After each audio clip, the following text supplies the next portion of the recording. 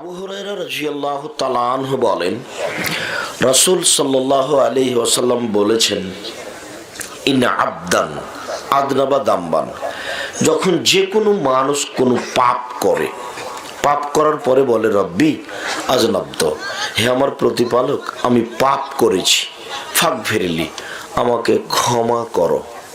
এই কথা যখন কোনো মানুষ বলে, পুরুষ নারী পৃথিবীতে, তখন আল্লাহ তাআলা বলেন, আলেমা আব্দি, আমার দাস দাসী কি জানে আল্লাহু রাব্বান, তার একজন প্রতিপালক রয়েছেন? এটা কি ও জানে? একজু বিহি ওয়া ইয়াগফিরুল্লাহু, যিনি ক্ষমা করতে পারেন, যিনি শাস্তি দিতে পারেন। এটি কি জেনে বলছে যে আমি তাকে ক্ষমা করতে পারি, তাই ক্ষমা চাচ্ছে? ও কি জানে যে আমি তাকে শাস্তি দিতে পারি? এটা যদি জেনে আমাকে বলে গাফারতুল্লাহু, তাহলে আমি তাকে ক্ষমা করে দিলাম। আসলে আমাকে জেনে বলুক যে আমি ক্ষমা করতে পারি। দিন যায় রাত্রি যায়, দিন যায় রাত্রি যায়, আবার পাপ করলো, আবার বলছে রব্বি আজনাব্ত, হে আমার প্রতিপালক আমি পাপ করেছি, আমাকে ক্ষমা করো। ইয়াকুলু রাব্বুহু তাআলা, তখন আল্লাহ তাআলা বলেন, তার প্রতিপালক বলেন, আলেমা আব্দি, আমার দাস দাসী কি জানে যে তার একজন প্রতিপালক রয়েছেন, যিনি ক্ষমা করতে পারেন, যিনি শাস্তি দিতে পারেন? ও কি জেনে বলছে? যদি জেনে বলে থাকে, আমি আল্লাহ তাকে এবারও ক্ষমা করে দিলাম। দিন যায় রাত্রি যায়, দিন যায় রাত্রি যায়, আবার পাপ করে বসলো, আবার বলছে রব্বি আজনাব্দ ফাগফিরলি, হে আমার প্রতিপালক আমি আবারও পাপ করেছি, তুমি আমাকে ক্ষমা করো। তখন আল্লাহ তাআলা আবারও বলেন, আলেমা আব্দি, আমার এই দাস দাসী কি জানে যে তার একজন প্রতিপালক রয়েছেন, যিনি শাস্তি দিতে পারেন, যিনি ক্ষমা করতে পারেন? এইটা যদি আমাকে জেনে বলে, তার জীবনে যতবার ঘটবে, আমাকে যদি জেনে শুনে বলে আমার কাছে ক্ষমা চাই, আমি আল্লাহ তাকে ক্ষমা করে দেব। আমি ক্ষমার জন্য প্রতীক্ষমান রয়েছি। আবু যার গেফারি রাদিয়াল্লাহু তাআলা আনহু বলেন, রাসূল সাল্লাল্লাহু আলাইহি ওয়াসাল্লাম বলেছেন, আল্লাহ তাআলা বলেন, মানে হাদিসে কুদসি, ইয়াবনা আদম ইন্নাকুম তুখতিউনা লাইলান ওয়া নাহারা, হে আদমের ছেলে মেয়ে শোনো, তোমাদের কাজ তো দিন রাত তোমরা পাপ করো, আর আমি তোমাদের সব পাপ ক্ষমা করে দিই। আমি তোমাদের সব পাপ ক্ষমা করে দিই। তো যেহেতু আমি ক্ষমা করি, তো আমাকে একটু বলো, ফাস্তাগফিরুনি, আমাকে ক্ষমা করো। এই কথাটা তুমি বলো, গাফারতু লাকা, আমি তাহলে তোমাকে ক্ষমা করে দেব। উনি বলতে বলছেন যে তোমরা একটু আমাকে বলো, বললেই খুশি হন, আর না বললেই রাগ করেন। মানুষের স্বভাব, লোকটা মানুষকে দান করে, তো যদি 10 জন 15 জন 20 জন যায় একদিনে, তাহলে বিরক্ত হয়ে যাবে। হ্যাঁ, তোমাদের জন্য কি আমি টাকশাল করে রেখেছি, খালি সবাই আসো এখানে সাহায্য চাও, বিরক্ত হয়ে যাবে। আর আল্লাহকে যত বলবেন তত খুশি, বললেই খুশি। আর যখন বলেন না, তখন আপনার উপরে রাগ করেন যে একটু বলো না কেন, যাও জাহান্নামে যাও আর জান্নাতে যাও, তোমাকে আর দেখবই না, বললেই খুশি। মানুষ একটু বলে না, খালি ছেলে মেয়ে আহাল পরিবার নাতি নাতনি নিয়ে আনন্দ ফুর্তি করে দিন কাটাচ্ছে। মরলে যে বিচার হবে, এইটার হিসাব নিকাশে নেই। আনাস রাদিয়াল্লাহু তাআলা আনহু বলেন, রাসূল সাল্লাল্লাহু আলাইহি ওয়াসাল্লাম বলেছেন, আল্লাহ তাআলা বলেন, এটা হাদিসে কুদসি, আল্লাহ তাআলা বলেন, ইয়াবনা আদম মা দাওয়াতানি ওয়া রাজাউতানি, এ আদমের ছেলে মেয়ে শোনো, তুমি যেভাবে ডাকো আমি সেভাবে থাকি। আদমের ছেলে মেয়ে শোনো, তুমি যেভাবে ডাকো আমি সেভাবে থাকি। তুমি যেভাবে আশা পোষণ করো আমি সেভাবে পূর্ণ করে থাকি। তুমি যেভাবে আশা পোষণ করো আমি সেভাবে পূর্ণ করে থাকি। তুমি যেভাবে ডাকো আমি সেভাবে থাকি। তুমি যেভাবে আশা পোষণ করো আমি পূর্ণ করে থাকি। ওয়ালা উবালি, আমি পরোয়া করি না তুমি কত বড় পাপী। আমি পরোয়া করি না তুমি কত বড় পাপী। আমি পরোয়া করি না তুমি কত বড় পাপী। তুমি যেভাবে ডাকো আমি সেভাবে থাকি। তুমি যেভাবে আশা পোষণ করো সেভাবে আমি পূর্ণ করে থাকি। আমার কাছে তো অভাব নেই। আল্লাহ নবী বলছেন যে সারা পৃথিবীর মানুষ জিন সবাই যদি একসাথে চাই, আদম থেকে নিয়ে কিয়ামত পর্যন্ত যত মানুষ এসেছে, যত মানুষ আছে, যত মানুষ আসবে, সবাই যদি একসাথে নিজ নিজ প্রয়োজন চাই। নিজ নিজ প্রয়োজন মানে একজন লোক বলছে আমার একটা ভ্যানের ব্যবস্থা করে দাও। একজন বলছে বগুড়ায় আমার একটা বাড়ির ব্যবস্থা করে দাও। একজন বলছে ঢাকায় আমার 10 কাঠা জমির ব্যবস্থা করে দাও। যার যা প্রয়োজন। কে বলছে আমার ছেলেটা জেলে আছে, ছাড়ার ব্যবস্থা করে দাও। যার যা প্রয়োজন। সবাই যদি নিজ নিজ প্রয়োজন একসাথে চাই, আর আমি আল্লাহ যদি সবাইকে একসাথে দিয়ে দিই, তো আমার কাছে যত আছে তত থেকে কমবে না ওই পরিমাণ। একটা পাখি সাগরে ঠোক দিল, এবার ঠোঁটটা উঠিয়ে নেক। সাগর থেকে যতটুকু পানি কমে গেছে ঠোঁটে লেগে আমার কাছে যতটুকু আছে তা কমবে না ততটুকু। সাগরের ঠোঁট বলে কি কমবে? এক গিলাস পানিতে যদি পাখি ঠোক দেয়, ঠকর মারে, তার ঠোঁটটা ডুবাই, তো পানি কমে গেল গিলাস থেকে, এটা বোঝা যাবে না। তো সাগরে যদি ঠোক মারে তাহলে পানি কমে যাবে, এটা বোঝা যাবে? আল্লাহ নবী বলছেন যে সাগরের পানি যতটুকু লেগে কমে গেছে অতটুকু আল্লাহর কাছে কমবে না। তো মানুষ চায় না, মানুষ চাওয়া বুঝেও না। রাসূল সাল্লাল্লাহু আলাইহি সাল্লাম বলছেন লা ইয়াসআলান্না আহাদুকুম কুল্লা শাইইন, মানুষ সব কিছু যেন আল্লাহর কাছে চায়। হাত্তা সিস আনালিহে জান কথা, এমনকি জুতার ফিতাটা ছিঁড়ে গেছে সেটা যেন চায়। আল্লাহ জুতার ফিতাটা ছিঁড়ে গেল, এখন স্যান্ডেলটা হাতে করে হাঁটবো, কি করি? তুমি একটু ফিতাটার ব্যবস্থা করে দাও। বলতে বলতে একটা ভ্যান যাচ্ছে। ভ্যান, এ ভ্যান কি আছে তোমার কাছে গো? আমি জুতা স্যান্ডেল বিক্রি করি। ফিতা আছে নাকি? জি আছে। তো দাও তো একটা। হতে পারে, এটা আমি কথার কথা বললাম। আল্লাহ নবী বলছেন যে সব কিছুই চাইবে। নিচে নামতে নামতে নামতে নিচে নেমে আল্লাহ নবী বলছেন যে জুতার ফিতে ছিঁড়ে গেলেও যেন আল্লাহর কাছে চায়। তুমি আল্লাহর ব্যবস্থা করে দাও, তুমি তো করতে পারো, তুমি তো সর্বশক্তিমান, তোমার দয়া রহমতের অভাব নাই। কে একটু বুঝে না। আর বক্তা যারা বক্তৃতা করছে ওরাও যে বুঝে না। কণ্ঠস্বরে বক্তব্য দিলে মহিলারা খুশি হয়, তো মেয়েরা বলছে যে তাহলে আমরা ওইভাবে বলি। কণ্ঠস্বরে বক্তব্যই জায়েজ নয়। আমি 20 বছর থেকে বলছি কণ্ঠস্বরে বক্তব্য জায়েজ নয়। কোনো মায়ের বেটা একটু বলে না কেন যে চলবে? কণ্ঠস্বরে বক্তব্যই জায়েজ নয়। জাবের রাদিয়াল্লাহু তাআলা আনহু বলেন ইজা খাতাবা, যখন আল্লাহ রাসূল বক্তব্য দিতেন, আহমারাত আইনাহু, তার দুই চোখ লাল হয়ে যেত, ওয়াস্তাদা গাজাবহু, তার রাগ বেশি হয়ে যেত, ওয়ালা সৌতহু, তার কণ্ঠ উঁচু হয়ে যেত, কারণ মনোজেরও যাস, যেন তিনি সৈন্যদলকে ধমক দেখাচ্ছেন, এই করতে হবে সেই করতে হবে। এটাই ছিল তার বক্তব্যের গতি। সেটা কিভাবে এরকম হয়ে গেছে। কুমিল্লাতে একটা লোক একজন লোককে উপস্থাপন সভাপতি হিসেবে আর একজনকে পেশ করছেন, তখন বলছেন এখন আপনাদের সামনে অমুক বক্তব্য দিবে, সুর দিয়ে মৌলানা সাহেবকে পেশ করছেন। কেন যে এরকম হলো আল্লাহ ভালো জানে। কেউ যে একটু বুঝে না, জনগণ বোঝে না, হুজুরও বুঝে না। জনগণ কাকে দাওয়াত দিতে হবে এটাই বুঝতে চায় না।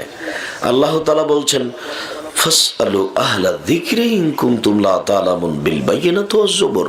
হে দুনিয়ার অজানা মানুষ, তোমরা জানা মানুষের নিকটে জানো। যাকে দাওয়াত দিবেন ওকে বড় পণ্ডিত হতে হবে হাদিস কোরআনের, তারপরেও বলতে হবে, তারপরে প্রমাণ সহকারে বলতে হবে। আর বক্তৃতার জগৎই এমনটা জগৎ, থুথির জোর যার সেই বক্তা, কণ্ঠস্বর যার সেই বক্তা। যার কারণে রাস্তাঘাটে এরকম বক্তা বেশি হয়ে গেল, আর পাড়ায় পাড়ায় বক্তৃতা শুরু হয়ে গেল। দিন রাত ধর্মের নামে মিথ্যা কথা চলছে, যার যা মন সে তা বলছে। একটা মূর্খ মানুষ হাত তুলে দোয়া করা চলবে, তার তার দাপট কত। ওকে আমি কয়েকদিন পড়াল ছিলাম, কয়েক বছর, 1-2 বছর মনে হয় পড়াল ছিলাম। তো ক্লাসে পচা ছাত্র ছিল, আমার ধারণা আজও পড়তে জানে না। সে এখনো আলেম ওলামাকে মনেই করে না যে ওরা কিছু জানে। আমার নিশ্চিত ধারণাও পড়তে জানে না এখনো। আমার সামনে সাহস করে পড়ুক।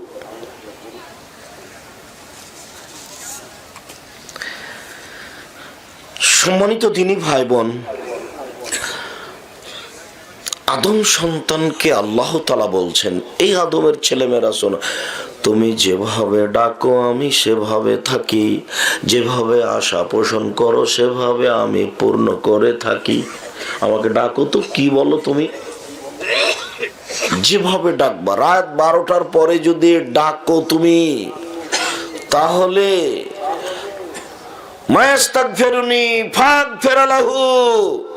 কেউ যদি আমার কাছে ক্ষমা ভিক্ষা চায় আমি তাকে ক্ষমা করে দিব।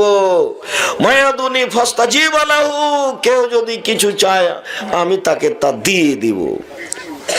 কেউ যদি আমাকে ডাকে আমি তার ডাকে সাড়া দিব। মায়াসআলুনি ফাউতিয়াহু, কেউ যদি কিছু চাই আমি তাকে তা দিয়ে দিব। তুমি যেভাবে ডাকো আমি সেভাবে থাকি, তুমি যেভাবে আশা পোষণ করো আমি সেভাবে পূর্ণ করে থাকি। আল্লাহ তাআলা আবার বলছেন, ইবনা আদম লাউ বালাগাত যুনুবুকা আনাস সামায়ে, এ আদমের ছেলে মেয়ে শোনো, তোমাদের পাপ বেশি হতে হতে হতে যদি আকাশে লেগে যায়, পাপ আর পাপ, পুরো দুনিয়া পাপে পরিপূর্ণ, ফাস্তাগফিরতানি, তারপরে তুমি আমার কাছে ক্ষমা ভিক্ষা চাও, আমার ভুল হয়েছে আমাকে ক্ষমা করে দাও, গাফারতু লাকা, আমি আল্লাহ তোমাকে ক্ষমা করে দেব, লা উবালি, আমি পরোয়া করি না তুমি কত বড় পাপী, আমি পরোয়া করি না তুমি কত বড় পাপী, আমি আল্লাহ পরোয়া করি না তুমি কত বড় পাপী। তুমি একটু আমাকে বলো না যে ভুল হয়েছে। কোন বানি আদম কাত্তা, আদম সন্তানের ছেলে মেয়ে সবাই পাপী। খায়রুল খাত্তাইনা তাওয়াবুন, ওরাই সবচেয়ে ভালো যারা বলে আস্তাগফিরুল্লাহ ওয়া আতুবু ইলাইহি, আমি আল্লাহর কাছে ক্ষমা ভিক্ষা চাই, তার নিকট ফিরে যেতে চাই, আমি আল্লাহর কাছে ক্ষমা ভিক্ষা চাই, তার নিকট ফিরে যেতে চাই। আস্তাগফিরুল্লাহ আল্লাযী লা ইলাহা ইল্লা হুয়াল হাইয়ুল কাইয়ুম ওয়া আতুবু ইলাইহি, আমি সে আল্লাহর কাছে ক্ষমা ভিক্ষা চাই যে আল্লাহ ছাড়া কোনো মাবুদ নেই, আমি তার কাছে ক্ষমা ভিক্ষা চাই যিনি চিরস্থায়ী চিরঞ্জীবী। আল্লাহুম্মা আনতা রাব্বী লা ইলাহা ইল্লা আনতা খালাকতানি ওয়া আবদুকা ওয়া আলা আহদিকা ওয়া আদিকা মাসতাতাতু আউযু বিকা মিন শাররি মা সানাতু আবুলাকা বিনি'মাতিকা আলাইয়া ওয়া বিযামবি ফাগফিরলি ফাইন্নাহু লা ইয়াগফিরু যুনুবা ইল্লা আনতা। মানুষ যখন এই ক্ষমা চাওয়ার সর্দার, ক্ষমা চাওয়ার জগতে এটা সবচেয়ে গুরুত্বপূর্ণ দোয়া, এর নাম আল্লাহ নবী বলছেন ক্ষমা চাওয়ার সর্দার সাইয়্যিদুল ইস্তিগফার। কেউ যদি এটা সকালে বলে সন্ধ্যা পর্যন্ত সময় মারা গেলে আল্লাহ তাকে ক্ষমা করে দিবেন। যা সন্ধ্যায় যদি বলে সকাল পর্যন্ত সময়ে মারা গেলে ক্ষমা করে দিবেন। হাদিস বুখারী মুসলিম। যার জন্য আমি বলেছি ছেলে তোমাকে এ দোয়া মুখস্থ না থাকলে 24 ঘন্টায় এ দোয়া মুখস্থ করতে হবে, 24 ঘন্টায়। আগামীকাল সন্ধ্যা পর্যন্ত সময় থাকলো। মুরব্বী আপনার জন্য 7 দিন, 7 দিনের মধ্যে সাইদুল ইস্তেগফার মুখস্থ করতেই হবে। চাঁপাইনবাবগঞ্জের ভাষাতে আর একটা কথা থাকলো, আপনাকে তো মুখস্থ করতে হবে, আপনার বাপকে করতে হবে, মানে আপনি বাধ্য। বুঝাতে পারলাম না মনে হয়? মুখস্থ করতেই হবে, কোনো রেহাই নেই।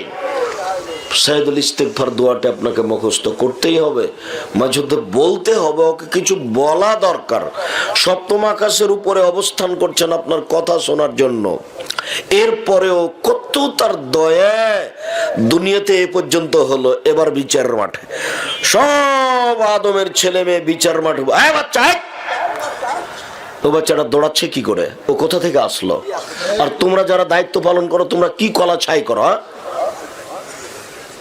যাও তোমরা দেখো রাস্তাঘাটে কে গল্প করছে নাকি, ওই যেখানে মাইক চলছে দোকানপাট পর্যন্ত তোমরা পাহারা দাও। কোন জায়গাতে কেউ যদি 2 জন দাঁড়িয়ে গল্প করে, তোমরা আসলেই অযোগ্য, তোমাদের পাল্টে দেওয়া দরকার। তোমরা আজকে বক্তব্য শুনবে কেন? সেদিন তো নসিপুরে নিমগাছিতে শুনেছ। আজকে তো তোমাদের বক্তব্য শোনার কথা নয়, আজকে তো আমাদের সহযোগিতা করার কথা। সেদিন ওই সফিপুর গাজীপুরে প্রোগ্রাম হলো, প্রায় 50-60 হাজার 70 হাজার মানুষ হবে, 300 জন খালি পাহারাদার, 300 জন। পিপিলিগা এদিক থেকে ওদিকে গেলে ধরতে পারবে। আর তোমরা একটা সাধারণ পরিবেশ পরিচালনা করতে পারো না, রাস্তাঘাটে মানুষ বসে গল্প করে। আমি তার গল্প শুনতে এসেছি? ওই বাটা কোন শরমে এখন চা পান করে, চায়ের স্টলে বসে থাকে?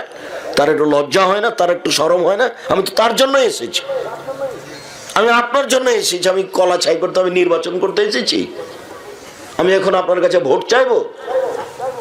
আল্লাহর কসম, আল্লাহে আল্লাহর কসম, আল্লাহে আল্লাহর কসম, আমার জীবনে কোনোদিন আমি অপ্রয়োজনীয় বাক্য বলিনি, কোনোদিন কেসা কাহিনী বলিনি, আজকেও বলবো না ইনশাআল্লাহ। আপনি কেন ওখানে দাঁড়িয়ে থাকবেন? আমি আপনার জন্য এসেছি। উপস্থিত বৈঠকের মুসলিম বোন, আপনাকেও বলছি, আপনার লজ্জাবোধের দাবি রাখে আপনি কথা বলবেন না। আপনার গায়ের উপর দিয়ে আরেকজন যদি চলে যায়, তবে আপনি মুখ খুলবেন না, চুপ বসে থাকেন, একবারে চুপচাপ থাকবেন, পাথরের মতো হয়ে, মুখই খুলবেন না। আল্লাহ তাআলা বিচারের মাঠে আসবেন মানুষের সামনে, সমস্ত আদমের ছেলেমেয়েরা উপস্থিত। তখন আল্লাহ তাআলা সবার সামনে এসে বলবেন, ইবনে আদম লাউ আতাইতানি বিকুরাবিলার যে খাতায়া সুম্মা লাকিতানি লা তুশরিক বিশায়া লা আতাইতুকা বিকুরাবিহা মাগফিরা। এ আদমের ছেলেমেয়ে শোনো, আজ তোমরা বিচারের মাঠে উপস্থিত হয়েছ আকাশ জমিন পরিমাণ পাপ নিয়ে। পাপ আর পাপ, আকাশ জমিন পূর্ণ হয়ে আছে তোমাদের পাপে। আমি আল্লাহ তোমাদের পাপের সমান ক্ষমা নিয়ে উপস্থিত হয়েছি। তোমার যেই পরিমাণ পাপ আমার সেই পরিমাণ ক্ষমা, তোমার যেই পরিমাণ পাপ আমার সেই পরিমাণ ক্ষমা। যদি শিরক না থাকে, তোমার পাপ যত আমার ক্ষমা তত, তোমার পাপ যত আমার ক্ষমা তত। যদি শিরক না থাকে, ভারত বাংলাদেশ পাকিস্তানে শিরক চলে বিপদ সীমার উপর দিয়ে। ঠাকুর যতবার বলছে ওমা তোমার আকাশ তোমার বাতাস, ততবার ঠাকুর বলছে ও কালিমা তোমার আকাশ তোমার বাতাস। ঠাকুর কাকে বলছে? কালিমাকে। ও কালিমা তোমার আকাশ তোমার বাতাস। আমি কালিমার ঠাকুরের নিন্দা করিনি, আমি বলেছি তোর বাপের আকাশ। ছেলে মেয়ে সবাই বিপদে, বাপ গার্জেন কেউ তো একটু ভাবে না, খাই পায়খানা করে দিন কাটাই। কোনটা ভালো আর কোনটা মন্দ কে বিবেচনা করবে? হুজুরদেরই বিবেচনা করা যায় না। এক হুজুর বলছে হাত তুলে দোয়া করো, আর একজন বলছে যে হাত তুলে দোয়া করা বেদাত। তো আমরা এবার কোনটা করি? তো তোমরা কোনটা করবে? দলিল দেখে করো, আপনি একটু দলিল দেখে করেন। ওই বইটা পড়ে দেখেন, আইনে রাসূল সাল্লাল্লাহু আলাইহি ওয়াসাল্লাম 2 অধ্যায় পড়ে দেখেন, একটা লাইন আমার কোনো অপ্রয়োজনীয় বাক্য আছে নাকি? ওই বইটা দেখি, ওই বইটা লিখেছে গো, ওই আব্দুর রাজ্জাক সাহেবের ওই বইটা দেখে ও বই লিখেছে। বইটা দেখার পরে বলছে কাজ বেঁধে গেছে চাঁপাইনবাবগঞ্জের ভাষায়। এতেই তো আমরা দোয়ার প্রমাণে হাদিস পেশ করতে পারবো। তার মানে আমি হাত তুলে দোয়া করার হাদিস দিয়েছি 42টা হাত তুলে দোয়া করার, 36টা খালি বুখারী মুসলিমে আছে। তখন মনে করছে এবার হয়েছে তো, অনেক হাদিস আছে, ধর্ম তো বোঝা প্রয়োজন নাই। সম্মানিত দিনী ভাই বোন, আপনাকে আমি অনুরোধ জানাচ্ছি যে আপনি শিরক মুক্ত জীবনযাপনের চেষ্টা করেন, বিচারের মাঠে আল্লাহ ক্ষমা করবেন ইনশাআল্লাহ। চেষ্টা করেন প্রাণপণে। এদেশের অবস্থায় শিরক মুক্ত থাকা খুব জটিল, খুব জটিল। পায়ে পায়ে শিরক, কথায় কথায় শিরক, কাজে কর্মে শিরক, অফিস আদালতে শিরক, কাজেই শিরক দিয়ে ভরা দেশ। আল্লাহ তাআলা আপনাকে আদেশ করছেন একটু তার কাছে কান্নাকাটি করে বলার জন্য। আল্লাহ তাআলা বলছেন আমাদের নবীকে, ফাইদা ফারাগতা ফানসাব ওয়া ইলা রাব্বিকা ফারগাব। মুহাম্মদ সাল্লাল্লাহু আলাইহি সাল্লাম, আপনি যখন দুনিয়াবি কাজ থেকে অবসর হবেন তখন আপনি কঠোর শ্রমে ইবাদতে আত্মনিয়োগ করুন, আর আপনি আমাকে যা বলবেন তা বিনয়ের সাথে কান্নাকাটি করে বলুন। এটা আল্লাহর আদেশ। আল্লাহ আমাদের নবীকে আদেশ করছেন। মানুষের দুনিয়াবি কাজ, সকালে জমিতে গেছে, বিকালে আসবে, এটা দুনিয়াবি কাজ। মানুষ দোকানটা খুলেছে রাত দিন 10টায়, রাত 10টায় বন্ধ করবে, এটা আল্লাহর কাছে বলতে হবে কিভাবে? কাউবাউ করে বলতে হবে। ঢাকা, গাজীপুর, নরসিংদী, নারায়ণগঞ্জ, মানিকগঞ্জ, মুন্সিগঞ্জ এসব ডিস্ট্রিক্টের ভাষায় কাকতি মিনতি করে বলুন। রাজশাহী, নওগাঁ, নাটোর, চাঁপাইনবাবগঞ্জ হাত পা ধরে বলুন, ক্ষমা করাই লাগবে, এই জিনিসটা আমাকে দেওয়াই লাগবে। আমি হাত নামানো না দেওয়া পর্যন্ত যত দিব না, তো আমি হাতই নামাবো না। হাত উঠিয়েছে দাও, তারপরে কান্নাকাটি করে চোখের পানি ঝরঝর করে ঝরছে, আমাকে দেওয়াই লাগবে, তুমি এটা দাও। অনুনয় বিনয় কান্নাকাটি দেখে এক পর্যায়ে আল্লাহ বলছেন আচ্ছা ঠিক আছে যাও, দিলাম। আর আপনার দোয়া তো আল্লাহ সব, আপনার দোয়া দেখলে আমাকে মনে হয় আপনি মনে হয় মজাক করছেন। আসসালামু আলাইকুম রহমতুল্লাহ, আসসালামু আলাইকুম রহমতুল্লাহ, আলহামদুলিল্লাহ রাব্বিল আলামিন, বিহাক্কি লা ইলাহা ইল্লাল্লাহ। এটা মজাক করা, ধর্ম এরকম নয়। আর আপনারটা আরো মজাক। আপনারটা কি? আপনারটা সবাই মিলে নামাজ সালাম ফেরার পরে হাত তুলে বলছে আল্লাহ ক্ষমা করো। সবাই মিলে হাত তুলেছি, যে কোনো একজনের হাত কবুল করে দাও, ওর হাত দিয়ে সব হাতকে পার করে দাও। সবাই মিলে কবরস্থানে যা বলছে। আমার চাচা যখন কবরস্থানে হাত তুলে দোয়া করতে যেতেন তখন চতুর্দিক ঘেরে দাঁড়াতেন। কোনো এক জায়গায় ফাঁকা থাকলে বলতেন ওটা বন্ধ করো, ওইটা বন্ধ করো। সবাই মিলে চতুর্দিকে দাঁড়ালে যে কি হবে আল্লাহ ভালো জানে। কিছুই হবে না, পাপ হবে। কেন ওটা তো পদ্ধতি নয়, কবরস্থানে ভাবে যেতে হবে না। দেখবেন, 1 মিনিট দেখেন তো, দেখেন তো 1 মিনিট, আমি একটু দেখাই, 1 মিনিট দেখেন তো।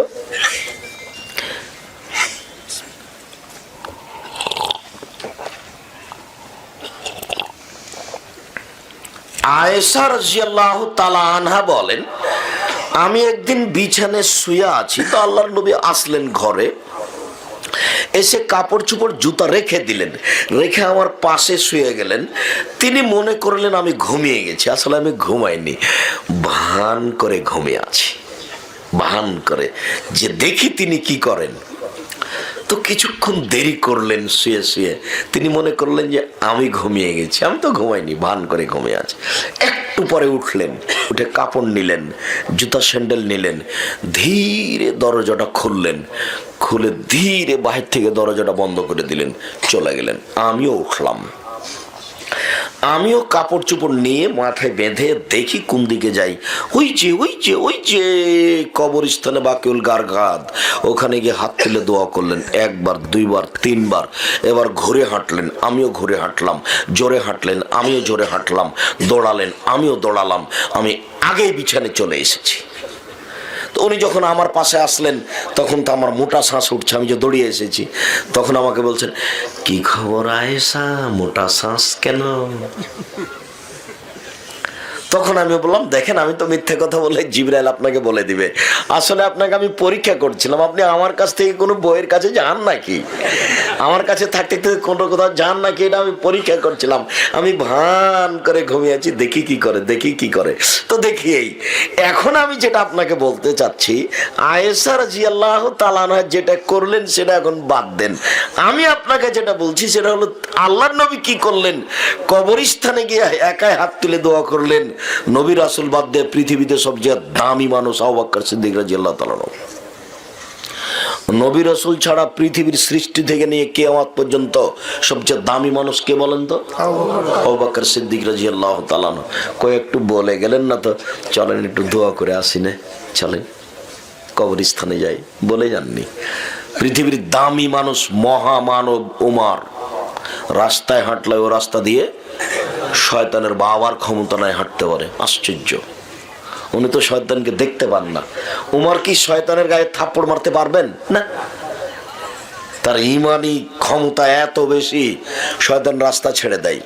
তো একটু তো বলতেন, উমর তোমার তো অনেক ইমান, চলো না একটু দোয়া করে আসি, বললেন না। নিজের বউ, কত দামি মহিলা, পৃথিবীতে সবচেয়ে দামি মহিলা, তাকে ঘুমিয়ে রেখে গেলেন, একটু বলেও গেলেন না। দেখবেন আরেকটা, বদরের যুদ্ধ শুরু হয়ে গেছে, হাত তুলে দোয়া করছেন আর এভাবে বলছেন, হাত তুলে বলছেন, আল্লাহুম্মা ইন তুহলিক হাযিহিল ইসাবা লা তুবাদু ফিল আরজি ইলা ইয়াউমিল কিয়ামা। আল্লাহ তুমি যদি আজকে বদরের মাঠে 313 জন লোককে ধ্বংস করে দাও, কিয়ামত পর্যন্ত তোমাকে ডাকার মতো কোনো মানুষ থাকবে না। এইভাবে হাত তুলে বলছেন। এক পর্যায়ে আবু বকর সিদ্দিক সাথ না দিয়ে গায়ে হাত দিয়ে বলছেন, এক ফিকা ছেড়ে দেন তো, যথেষ্ট, আর লাগবে না, যা আপনি দোয়া করেছেন এতে আমরা পার হয়ে যাবো, আর লাগবে না। কই আবু বকর সিদ্দিক তো সাথ দিলেন না। নামাজের পরে সবাই মিলে হাত তুলে দোয়া করা বেটা দেখায়, ওর শরম থাকা দরকার।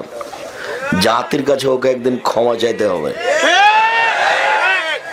হাত তুলে দোয়া করার অনেক হাদিস করেন, দেখবেন আরেকটা, দেখবেন এদিকে দেখেন। ইব্রাহিম আলাইহিস সালাম তার দুধের বাচ্চা এবং স্ত্রীকে রেখে দিলেন কাবা ঘরের পাশে জমজম কূপের উপর। এই কি সহজ ব্যাপার, এই কি চারটিখানি ব্যাপার। দিন 100 কিলোমিটার হাঁটলে কোনো মানুষ নেই, তা রেখে চলে যাচ্ছে। পিছনে স্ত্রী হাঁটছেন আর বলছেন, আইনা তাজাব ইব্রাহিম, ইব্রাহিম কোথায় যাচ্ছেন? আইনা তাজাব ইব্রাহিম, ইব্রাহিম কোথায় যাচ্ছেন? অর্থাৎ কোনা পেঁয়াজলা দিলে আপনি এই উপত্যকায় ছেড়ে যাচ্ছেন, এখানে তো মানুষ জৈনে নেই, ঘাস পাতাও নেই। আরে আমাকে কিছু বলবেন তো, ওলা ইয়ালতাফিতু ইলাইহা। কিন্তু না, স্বামী ঘুরে দেখছেন না, যেতে আছেন। তখন পিছন থেকে তিনি বলছেন, আমারাকাল্লাহ বিহাজা, আল্লাহ কি আপনাকে এইভাবে চলে যেতে বলেছেন? আমাকে কিছুই বলবেন না? তখন ওইদিকে মুখ করে বলছেন, না, হ্যাঁ। তখন স্ত্রী বলছেন, ঠিক আছে, আল্লাহ তাহলে আমাকে ধ্বংস করবেন না। এই জায়গাটা যখন আমি দেখি তখন আমার মুসা আলাইহিস সালামের কথাটা মনে পড়ে। কোন সাহসে তিনি বলছেন যে আল্লাহ আমাকে ধ্বংস করবে না, কিছুইতে ব্যবস্থা নেই। আরে থাকার তো কুঁড়ে ঘর বা একটা পাথরের নিচে বা একটা কিছু, আর কিছু তো খাওয়ার পানি একটা ব্যবস্থা কিছু থাকবে। মাস থাকলে কোনো মানুষের সাথে সাক্ষাৎ হবে না। 100 কিলোমিটার হাঁটলে কোনো মানুষ দেখা যাবে না। অবাক কথা, এরকম জায়গাতে বউকে আর একটা দুধের বাচ্চাকে রেখে চলে যাচ্ছেন। এক পর্যায়ে স্ত্রী বলছেন, ঠিক আছে তাহলে আল্লাহ আমাকে ধ্বংস করবেন না। কত তাদের ইমানি ব্যাপার। ইব্রাহিম আলাইহিস সালাম নিজেই জানেন না যে এরা কিভাবে থাকবে। এটা কোনো পথ নাই। ঠিক ওই কথাটা আমার মনে পড়ে যখন কালা সব মুসা ইন্নালা মুদরাকুন, মূসার সঙ্গী সাথী বললেন আমরা আটকা পড়েছি, আমাদের আর বাঁচার পথ নেই, আমরা ফেরাউনের হাতে ধরা পড়েছি। ডানে বামে ফেরাউন, পিছনে ফেরাউন, সামনে সাগর, কুলজুম সাগর, বাঁচার কোনো পথ নেই, আমরা আটকা পড়েছি। তখন মূসা আলাইহিস সালাম বলছেন, কাল্লা, কখনো নহে, অসম্ভব হতে পারে না, ফেরাউন আমাকে ধরতে পারে না, কখনো নহে, অসম্ভব হতে পারে না, ফেরাউন আমাকে ধরতে পারবে না। ইন্না মাইয়া রাব্বি, আমার সাথে আমার প্রতিপালক রয়েছেন, সাইয়াদিনী, তিনি আমাকে পথ দেখাবেন। সুবহানাল্লাহ। কি পথ? কোনো পথই নেই। কোথায় পথ? সামনে সাগর, ছোট নদী নয়, সাঁতার দিয়ে পার হয়ে যাওয়া যাবে। কিসের পথ? দুটো একই ব্যাপার। এদেশে একটা বই পাওয়া যায়, বইটার নাম উপদেশ, নাম শুনেছেন কি? ওতে একটা আলোচনা আছে আল্লাহ ভরসা, সেখানে এটা পাবেন, এই ঘটনা দুটাই পাবেন। আমি আপনার জন্য লিখেছিলাম, কিন্তু কেন যেন আপনি কিনেন না। ওটার সাথে যে আপনার কি হিংসা আল্লাহ ভালো জানে। জাতিকে বলে যাচ্ছি, মাসিক আলিতে সম্পত্তিকে সবাকে পড়তে হবে। আমার মনে বড় স্বাদ, এদেশের মাটি দামে উন্নত মানের প্রতিষ্ঠান গড়বই গড়ব ইনশাআল্লাহ। জামিয়া সালাফের রূপগঞ্জ, নারায়ণগঞ্জ, ঢাকা, জামিয়া সালাফের ডাঙ্গিপাড়া, পাওয়া, রাজশাহী, এই প্রতিষ্ঠানের মুখপাত্র পত্রিকা মাসিক আল ইতেশাম পত্রিকা, 50টা প্রশ্নের উত্তর আছে। 10 জন খালি মুফতি আছে, 10 জন মুফতিদের পত্রিকা বের হয়। এই 2 প্রতিষ্ঠানে প্রতি মাসে আপাতত বেতন লাগে 15 লক্ষ, এক মাসে। কিভাবে হয়? আপনি দোয়া করেন ওই জন্য হয়, আমিও নিজে জানি না কিভাবে হয়। আমি তো নিঃস্ব মানুষ, আমি তো আর আব্দুর রফের ভাইদের মতো, এদের বাপ চাচাদের মতো জমি যায় রাখি না, ধনী মানুষও নয়। আমি তো কচুর পাতার পানি, টলন টলন করে। আমার আর কি দাম আছে? নিঃস্ব ফকির মানুষ, রাস্তাঘাটে চলি। আল্লাহকে বলি আমি 10 পয়সা ক্ষতি করি না, তুমি এই প্রতিষ্ঠান কবুল করো। আর জাতিকে বলি যে তোমরা বলো, আপনারা বলেন যে আল্লাহ আব্দুর রাজ্জাক সাহেবের প্রতিষ্ঠান কবুল করো। উপরে কবুল হয়ে গেলে কোনো সমস্যা নাই। আর উপরে যদি একটু নড়চড় হয়, সারা দুনিয়া লাগলে আপনি করতে পারবেন না কিছু। সারা দুনিয়া যদি এখন বলেন যে সহযোগিতা করবো, তবুও হবে না। কোন দিক দিয়ে যে কি হবে আর কাজই হয় না। আমরা এক সন্ধ্যা প্রতিষ্ঠানে খেলে টাকা দিয়ে দিই, ও প্রতিষ্ঠান আমরা খাই না। আপনাদের জামিয়া সালাফের রূপগঞ্জ, নারায়ণগঞ্জ, ঢাকা, জামিয়া সালাফের ডাঙ্গিপাড়া, পাওয়া, রাজশাহী, আপনাদের এই প্রতিষ্ঠানে আমি আব্দুর রাজ্জাক বিন ইউসুফ এক সন্ধ্যা খেলে আমি তার টাকা দিয়ে দিই। আমি আপনাদের প্রতিষ্ঠানে খাবো না, আপনাদের প্রতিষ্ঠানের আমি কোনো সহযোগিতা নেব না। আপনাদের প্রতিষ্ঠানের পুকুরে মাছ ধরা পড়লে আমি সে মাছ খাই না। আমি চেষ্টা করি আপনাদের প্রতিষ্ঠান থেকে কোনো কিছু না নেওয়ার। আমি যেটুকু রুজি পাই, আমি উপার্জন করে সেটুকুর উপরে আমার সংসার পরিচালনা করার চেষ্টা করি। আমি দোয়ার দাবিদার, আপনাকে দোয়া করার জন্য অনুরোধ জানাচ্ছি। সম্মানিত দিনী ভাই বোন,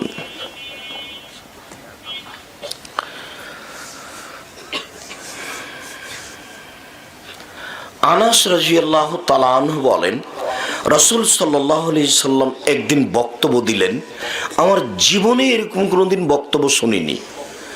আল্লাহ নবী একদিন বক্তব্য দিলেন, আমার জীবনে কোনোদিন আমি এরকম বক্তব্য শুনিনি। এত আশ্চর্য বক্তব্য দিলেন। তিনি বললেন, লাউ তা'লামুনা মা আ'লামু লাবাকাইতুম কাসীরা ওয়া লাযাহিকতুম কালীলা। পৃথিবীর মানুষ, তোমরা যদি আল্লাহকে চিনতে আমি যেমন চিনি, পৃথিবীর মানুষ তোমরা যদি আল্লাহকে জানতে আমি যেমন জানি, পৃথিবীর মানুষ তোমরা যদি আল্লাহকে চিনতে আমি যেমন চিনি, তোমরা যদি আল্লাহকে জানতে আমি যেমন জানি, তাহলে বেশি বেশি কাঁদতে, কম কম হাসতে। আপনি 1 সপ্তাহের মধ্যে কান্নাকাটি করেছেন? 1 মাসের মধ্যে, 1 বছরের মধ্যে একটু নির্জনে গিয়ে আল্লাহর কাছে একটু হাত তুলে কান্নাকাটি করেছেন? কথাটা ওটা ফিরিয়ে নিয়ে এসে বলি, তারপর এখানে আসছি। যে মুসা আলাইহিস সালাম এভাবে বললেন, ওই জায়গার এই জায়গাটা দেখে আপনাকে বলি যে দেখেন কেমন ঈমান। এখন যেটা বলতে যাচ্ছিলাম সেটুকু বলিনি, আবার এখানে আসছি। ওই যে হাত তুলে দোয়া, কথাটা শেষ হয়নি। ইব্রাহিম আলাইহিস সালাম তো স্ত্রী এবং দুধের বাচ্চাকে রেখে চলে যাচ্ছে। আপনি মনে করেন না যে তার মহব্বত ভালোবাসা কম, আমার চেয়ে তার অনেক বেশি। কেন? 90 বছর বয়সে একটা ছেলে পেয়েছে, তাহলে তার অনেক ভালোবাসার জিনিস। তখন একটু আগে গিয়ে সানিয়া পাহাড়ের ওখানে গিয়ে কাবা ঘরের দিকে লক্ষ্য করছেন, আহাল পরিবার দেখা যায় না। এবার বলছেন আল্লাহুম্মা ইন তুহলিক আল্লাহুম্মা ইন্নী আসকানতু মিন যুররিয়াতি বিওয়াদিন গায়রি যি দারিন ইনদা বাইতিকাল মুহাররাম। হে আল্লাহ, আমার পরিবারের কিছু অংশ রেখে দিলাম তোমার কাবা ঘরের পাশে, যেখানে মানুষজন তো নেই, ঘাস পাতাও নেই। আহাল পরিবারের জন্য দোয়া করছেন, আহাল পরিবারের জন্য দোয়া করছেন। কোনদিন আহাল পরিবারের জন্য হাত তুলে দোয়া করেছেন? নামাজের পরে হাত তুলে দোয়া করেন, তখন লাগিয়ে দিয়েছে ফাটাফাটি। বুখারী মুসলিমের 36টা হাদিস আছে হাত তুলে দোয়া করার, তার মধ্যে এটা একটা, যেটা আয়েশার বললাম সেটা একটা।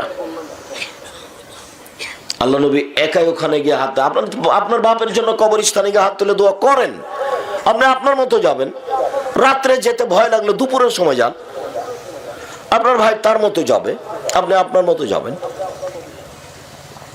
এই দেখেন ছেলে মেয়ের জন্য হাত তুলে দোয়া করছেন। কোনোদিন ছেলে মেয়ের জন্য হাত তুলে দোয়া করেছেন? বলেও মনে পড়ে না। দোয়া করবেন কেন, কান্নাকাটি করবেন কেন? নাতি আর নাতনি নিয়ে কত খুশি। নানিমণি এখানে আসছো তো, নানিমণি তাকে কোলে নিয়ে কত আদর। কেন? ছেলে যে 1.5 লক্ষ টাকা মাসে চাকরি করে, কত টাকা নানার খুশিতে আনন্দে দিন কাটে। 10 কেজি গরুর গোস্ত কিনে, 5টা 7টা মুরগি কিনে, কান্নাকাটির সময় কোথায়? তো ছেলে বাড়ি এসেছে, ঢাকা পিজি হাসপাতালে ডাক্তার বা বাহিরে থাকে, গাড়ি বিমান থেকে নেমে গাড়িতে করে আসলো। এবার দেখলাম যে ছেলে গাড়ি থেকে নামলো, তো ছেলের গলায় টাই আছে, পরনে প্যান্ট আছে, টাকনোর নিচে আছে, দাড়ি চাঁচা আছে, হাতে একটা সিগারেট আছে। এইভাবে ছেলে গাড়ি থেকে নামলো। একটু পরে দেখি বৌমা গাড়ি থেকে নামলো, গায়ে হালকা হালকা কাপড় আছে। তারপরে নাতনি নামলো, দেখি গায়ে কাপড় নাই, হাতে একটা পুতুল আছে। এবার দেখি গাড়ির পিছন দিকে কুকুর আছে। 16 আনায় মিছে একটা পদ্য, নাম শুনেছিলেন? 16 আনায় মিছে। বাবু সাঁতার জানিস? বাবু বাবু বাবু বলতে পারিস চাঁদ কেন বাড়ে কমে? তো একটার উত্তর দেয় না। তো এগুলো কি বুঝে? ইতিমধ্যে বাতাস উঠেছে। এখন মাঝি বলছে বাবু সাঁতার জানো বাবু? বলছে না রে মাঝি না। তাহলে এবার দেখি তোমার জীবন 16 আনায় মিছে। এত টাকা, 3 লক্ষ টাকা, গাড়ি বাড়ি, বউ বেটি, সবই 16 আনায় মিছে। আপনি ওই তালে পড়ে আপনার জীবনটা মিছে গেলে মরলেই জাহান্নাম। ওই যে বলছে যে ওই যে এক কবি মারা গেছে, তখন ওর কবরে ফুল দিয়েছে, তখন পত্রিকা লিখেছে যে ফুল দিয়ে কবরকে সিক্ত করলো। ফুল দিয়ে কবরকে সিক্ত করলো, তুমি তার দেখতে পাচ্ছ না, ওকে মায়েরা ফাটিয়ে দিলে। এতক্ষণ কবরকে সিক্ত করলো কি জিনিস? হ্যাঁ, ধর্ম বুঝো কেউ? কবরে ফুল দিয়ে তার কিছু সহযোগিতা করা যায়? আমি কবি নজরুল ইসলামের নিন্দা করব কেন? আমি বলেছি কবি নজরুল ইসলাম কোরআন হাদিস জানলে এই কথা বলতেন না। বলে হিসাব কবি নজরুল ইসলাম ভুল বলেছেন। কি বলেছেন? মসজিদের পাশে কবর দিও ভাই, যেন মুয়াজ্জিনের আজান শুনতে পাই, এই গুনাহগার গোর আযাব হতে পাইবে রেহাই। তাহলে মসজিদের পাশে আজান কবর দিলে কবর থেকে আজান শুনতে পাবে। আল্লাহ বলছেন আমাদের নবীকে যে আপনি মরা মানুষকে শোনাইতে পারবেন না, আর কবি নজরুল ইসলাম বলছেন যে মসজিদের পাশে কবর দিলে ওই মরা মানুষ মুয়াজ্জিনের কি করবে? আজান শুনতে পাবে। নগদ মিথ্যা কথা। আর মসজিদের পাশে কবর হলে গোরাজাব শাস্তি হবে। তখন বলি মসজিদের পাশে কেন? আপনার বাপের কবর যদি কাবা ঘরের নিচে ঢুকিয়ে দেওয়া হয় 1 পয়সা লাভ হবে না।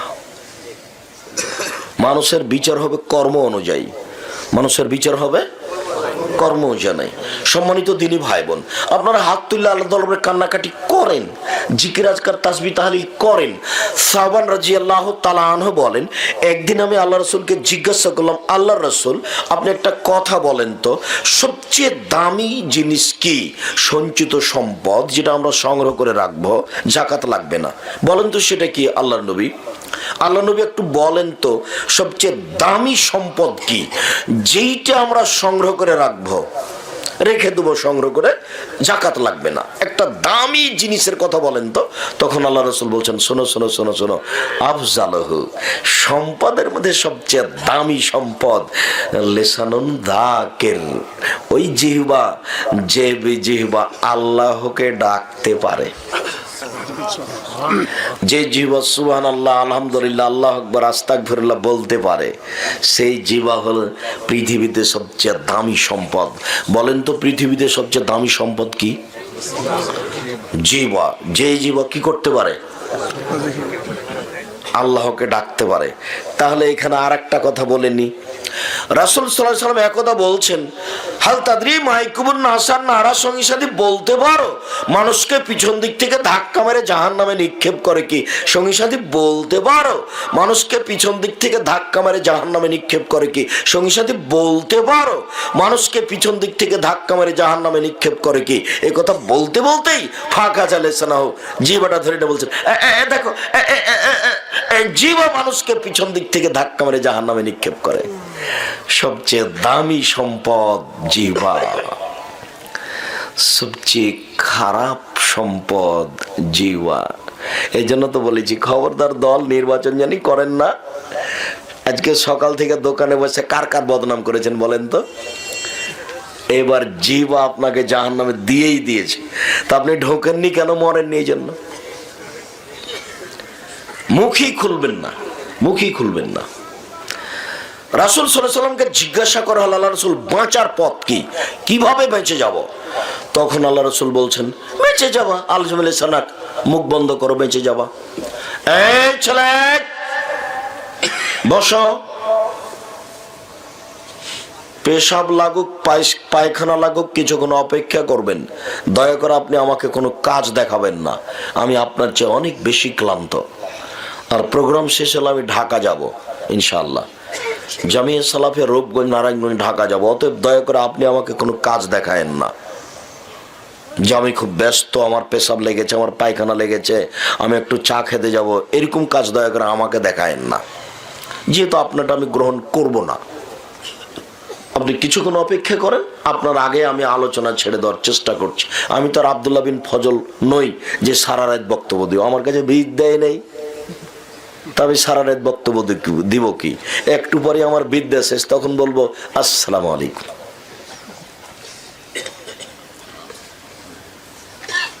দেখেন, আপনি দেখেন বাঁচার পথ কি জাহান্নাম থেকে? জিহ্বা বন্ধ করো, বেঁচে যাবা, আর কোনো সমস্যা নেই।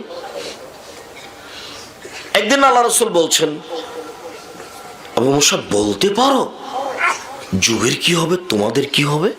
যুগের কি হবে, তোমাদের কি হবে? আবু মুসা যুগের কি হবে, তোমাদের কি হবে? শোনো আবু মুসা, যেদিন মানুষের প্রতি জুলুম, অত্যাচার, নির্যাতন করা হবে, মানুষের ওয়াদা অঙ্গীকার থাকবে না, আমানত থাকবে না, মতবিরোধ বেড়ে যাবে। এভাবে এভাবে দেখো দেখো দেখো দেখো, মতবিরোধ বেড়ে যাবে এভাবে। ডানের আঙ্গুল বাম হাতের ভিতরে ঢুকিয়ে দিয়ে বললেন, সবার ভিতরে মতবিরোধ বেড়ে যাবে, কেউ কারো কথা মানবে না। মুরব্বী বলেছে এটা করতে হবে, একটা যুবক লাভ দিয়ে বলবে জিনা এটা করতে হবে, ওটা করতে হবে, মুখের উপরে মুরব্বীর উল্টিয়ে দিবে। কেউ কারো কথা মানবে না। মসজিদে মারামারি, মাদ্রাসায় মারামারি, রাস্তাঘাটে মারামারি, যেখানে সেখানে মারামারি, কেউ কারো কথা মানবে না। তখন তোমাদের কি হবে, যুগের কি হবে, তোমাদের কি হবে, যুগের কি হবে? তখন আবু মুসা বলছেন, ফামাতা আমরুনি, বলেন তাহলে কি করব? যেটা আপনি বলবেন সেটাই করব। তখন বলছেন, আলজেম লেসানাক, মুখখান বন্ধ রেখো। বুঝতে পারছেন না মনে হয়? মুখখান বন্ধ রেখো, জান্নাতে চলে যাবা। রাসূল সাল্লাল্লাহু আলাইহি ওয়াসাল্লাম, পৃথিবীর মানুষ মাইয়াজমানলি মা বাইনাল লাইয়ি ওয়া মা বাইনার রিজলাই হাদমাল্লাহুল জান্নাহ, তোমরা যদি দুইটার জিম্মেদারি নিতে পারো, আমি মুহাম্মদ সাল্লাল্লাহু আলাইহি ওয়াসাল্লাম জান্নাতের জিম্মেদারি নিলাম। যাও, এক, মুখ কন্ট্রোলে রাখো, মুখ দিয়ে কারো বদনাম করো না, কিভাবে জান্নাতে নিয়ে যেতে হবে সেটা আমার ব্যাপার।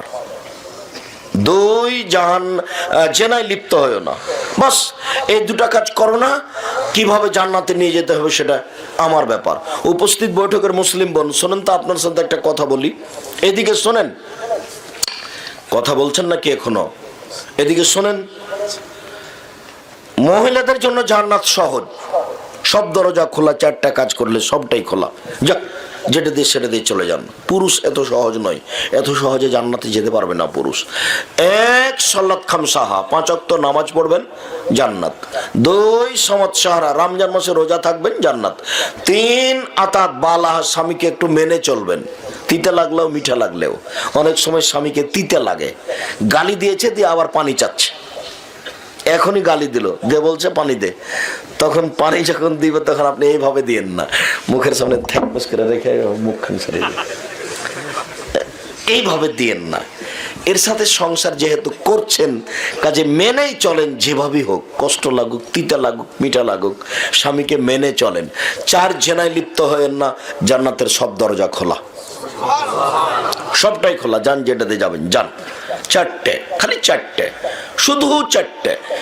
1 5 ওয়াক্ত সালাত, 2 রমজানের সিয়াম, 3 স্বামীকে মেনে চলা। এটা খুব কঠিন, একটুতে গন্ডগোল লেগে গেছে, যে অকথ্য ভাষায় বলছে, গালি দিচার বলছে, তুই তোর বাপের বাড়ি চলে যা, তুই তোর বাপের বাড়ি চলে যা, তুই উমুক, তুই তুমুক, তারপরে একটু পরে বলছে 1 গ্লাস পানি দে।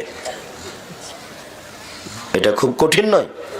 আপনাকে তো আমি গালি দিতে নিষেধ করেছি, বউকে কোনো সময় গালি দিবেন না, বউকে কোনো সময় নিন্দা করবেন না, ওর সাথে কোনোদিন কটু কথা বলবেন না, সব সময় তাকে আদর করবেন।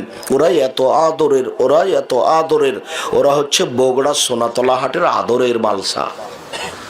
ওদের আদর করতে হয়, ওদের ঘেরে রাখতে হয়, ওদের ঢেকে রাখতে হয়, ওদের বাইরে যেতে দিতে হয় না। ওরা খুব দামি সম্পদ আর খুব প্রিয় জিনিস। আল্লাহ বলছেন, অমিন আয়াতিন খালাকালাকুম মিন আনফুসিকুম আযওয়াজাল লিতাসকুনু ইলাইহা, পৃথিবীর মানুষ, আমি তোমাদের বউকে তোমাদের মধ্যে থেকে সৃষ্টি করেছি যাতে করে শান্তি তৃপ্তি পাও সেখানে। স্বর্ণ দিয়ে ঘর বানালে শান্তি পাবেন না বউ ছাড়া, মখমল দিয়ে বিছানা সাজালে শান্তি পাবেন না বউ ছাড়া। সব শান্তি বউয়ের কাছে আল্লাহ রেখে দিয়েছেন। কোন শরমে তাকে মারেন, গালি দেন কেন? কেন গালি দিবেন? মারবেন কেন? কেন গালি দিবেন? শ্বশুরের কাছে টাকা চাইবেন কেন? ওই পথে যাবেন কেন? আপনাকে তো আমি বলেছি, কাজ করে খান, চকলেট বিক্রি করে খান, শেষ পর্যন্ত ভিক্ষে করে খান। আপনি বউয়ের কাছে, শ্বশুরের কাছে টাকা চাইতে যাবেন কেন? কোনো ঘৃণিত কথা। কাজ করে খান। শ্বশুরকে বছর একটা লুঙ্গি কিনে দিবেন, একটা কাপড় চোপড় কিনে দিবেন, যে তোমার আব্বা এটা আপনাকে আমি উপহার হিসেবে দিলাম, নেন। কোনো দিন বউয়ের সাথে এরকম পিড়াপিড়ি করবেন না, সবসময় আদর করবেন। যত আদর করবেন তত সেবা পাবেন। খুব প্রশংসা করেন, তুমি এত এরকম, তুমি এরকম, তাহলে সারা রাত পাটি বেঁধবে। প্রশংসা প্রিয় মানুষ, সুন্দরী হোক আর না হোক, আপনি বলেন তো খুশি হয়ে যাবে। উপস্থিত বৈঠকের মুসলিম বোন, 4টা কাজ করেন, জান্নাতে একবারে খোলা, 4 যে কোনো দরজাতে ঢুকতে পারেন। 1 5 ওয়াক্ত সালাত, 2 রমজান মাসে সিয়াম, 3 স্বামীকে মেনে চলা, 4 জেনায় লিপ্ত না হওয়া। যদি এখন মনে করেন আব্দুর রাজ্জাক সাহেব এরকম কিছু যে জেনা ঘটে গেছে, কি করা যায়, যদি তাই মনে করেন, এই ছেলে তোমাকে বলছে, আয় ছেলে তোমাকে বলছি, দিনত খেলে অন্যায় করে বেড়াও আর মোবাইলে ল্যাংটা মেয়ে দেখো, বোকা ছেলে, তোমাকে বলছি, শোনো, আজ থেকে পাপ বন্ধ করে দাও, কোনোদিন আর কোনো মেয়ের সাথে কথা বলবে না। শোনো, আল্লাহ বলছেন, কেউ যদি নিজেকে পাপ থেকে ঠেকাতে পারে, অশ্লীল কাজ থেকে, আমি আল্লাহ থেকে জান্নাতুল মাওয়া দিয়ে দিলাম। উপস্থিত বৈঠকের মুসলিম বোন, এই মেয়ে তোমাকে বলছি, এই মেয়ে শোনো, আবার কথা বলছো নাকি?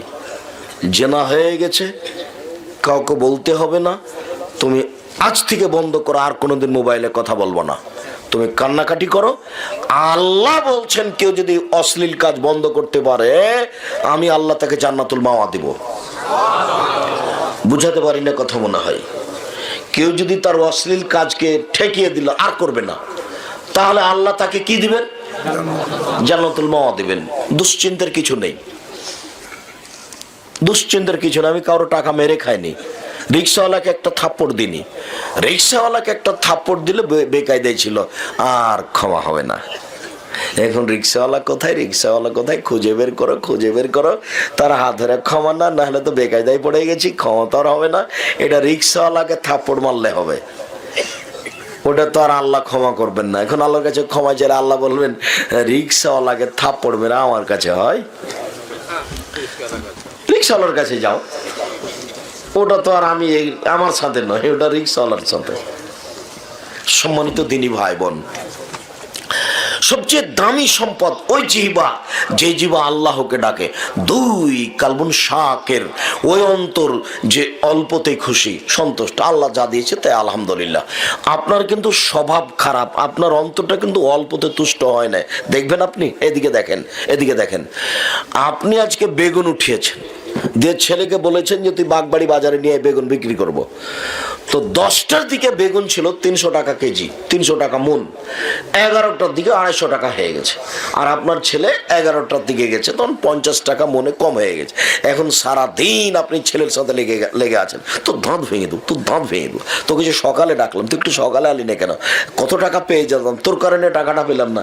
একবার একটু বলে না, যাক বেটা যা হয়েছে আলহামদুলিল্লাহ, তাকদীরে ছিল, এটাই হয়েছে, এটা একটু বলে না। খালি ছেলের উপরে কি করছে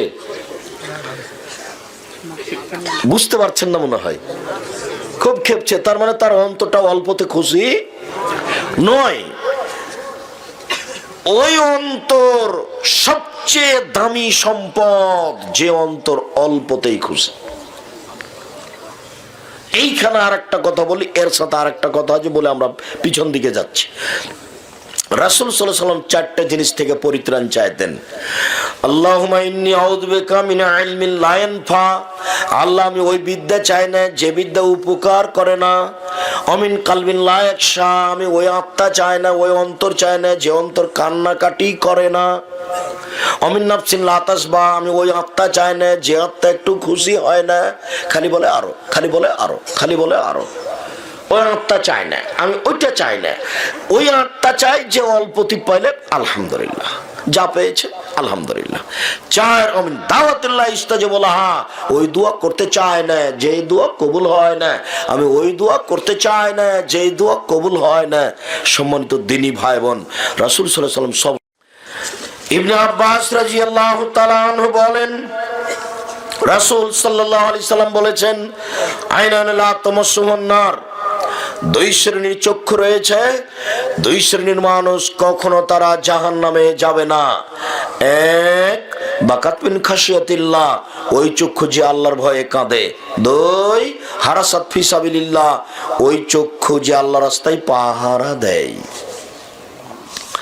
এক খেয়ালে চেয়ে থাকবেন, কথা 19-20 হয় না যেন। কয়েক মিনিটের মধ্যে আমি আলোচনার শেষের দিকে যাব। এক খেয়ালে চেয়ে থাকবেন। এই ছেলে তোমাকে বলছি, কারো গায়ে হাত দিয়ে থাকবে না, রেডি হয়ে থাকো। আল্লাহ তাআলা বলছেন, ওয়ায়াখিরুনা লিল আযকানি ইয়াবকুনা ইয়াজিদুহুম খুশুয়া, পৃথিবীতে হাজারো মানুষ আল্লাহর ভয়ে কেঁদে মাটিতে লুটিয়ে পড়ে, কাঁদতে কাঁদতে সিজদায় পড়ে যায়। আর তাদের কান্নার শব্দটা যখন কানে যায় তখন ভীতিটাকে আরো বেশি করে দেয়, খুব কান্নাকাটি করে। কোনোদিন একটু সময় হয় না কান্নাকাটি করার। আপনি মনে করছেন যে আমি কান্নাকাটি করি না, পৃথিবীতে কেউ করে না? দেখেন আল্লাহ বলছেন, পৃথিবীতে হাজারো মানুষ কেঁদে মাটিতে লুটিয়ে পড়ে, হাজারো মানুষ, তার মধ্যে আমি পড়িনি, তাহলে আমি দুঃখিত, বড় দুঃখ আমার, একদিন কান্নাকাটি করার সময় হয় না। অথচ আল্লাহ তাআলা বলছেন আমাদের নবীকে, আপনি যখন দুনিয়াবি কাজ থেকে অবসর হবেন তখন কঠোর শ্রমে আত্মনিয়োগ করুন, আর আপনি আমাকে যা বলবেন তা কান্নাকাটি করে বলুন। কি চান আপনি? কান্নাকাটি করে বলেন, খুব বিনয়ের সাথে কান্নাকাটি করে বলেন, যেটা বলবেন আমি সেটা শুনবো।